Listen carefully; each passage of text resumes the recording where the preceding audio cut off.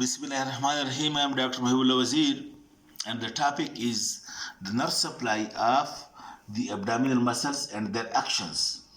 The anterolateral muscle, that is the external internal transverse abdominis, and the rectus and pyramidalis, these are all supplied, note, by the lower intercostal nerves. And you can see the lower intercostal nerve when coming over here, and over here, look, the thorax is being finished over here.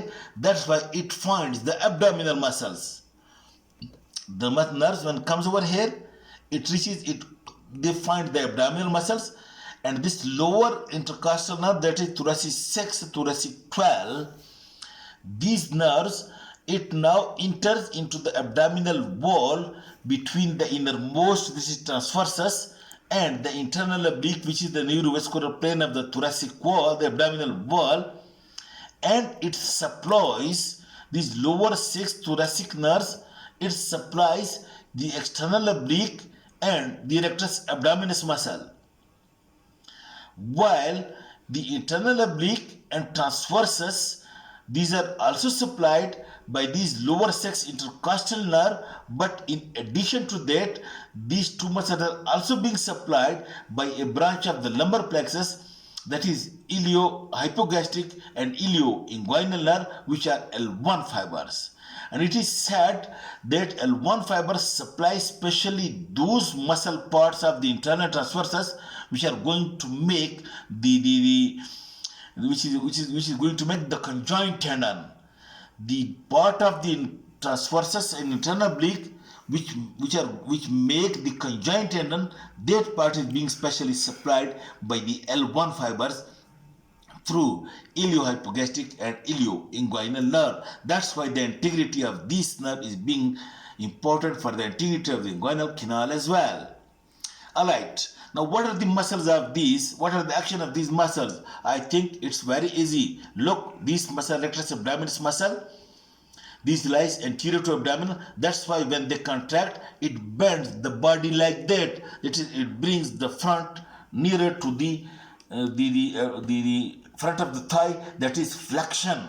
Flexion like this, going to Roku in Nemas, that is being done by rectus abdominis muscle along with this oblique muscle as well. But the rectus is the main muscle that take part in flexion. While these anterolateral muscles, that is the oblique muscles, in addition to helping in flexion, it also helps in lateral flexion. This is the lateral flexion, this one, in this way. While this is the flexion.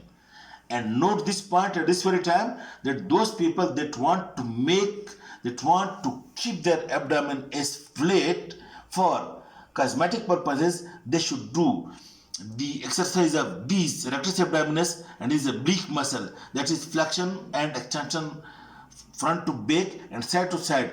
If you keep these muscles strong, your abdomen or belly will not be protruding.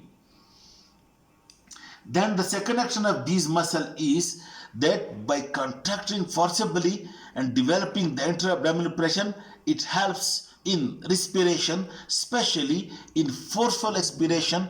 For example, in coughing and sneezing, these muscles contract, increases the internal abdominal pressure and helps the thorax to expire forcibly, for example, in coughing and sneezing. Then, by closing the glottis and increasing the intra-abdominal pressure by contracting of these muscles, it helps in evacuation of the abdominal contents, for example, in urination, defecation, and parturition and childbirth. These muscles help in evacuation of the pelvic contents. Lastly, it helps to support the abdominal viscera. Of course, most of the abdominal viscera is being supported by their ligaments or by their situation around, but the intestine which especially hangs, that is being supported by these abdominal muscles as well. In this way, 4 functions supporting the abdomen: coughing and sneezing, parturition and defecation, and movements of the abdomen to the flexion and lateral flexion.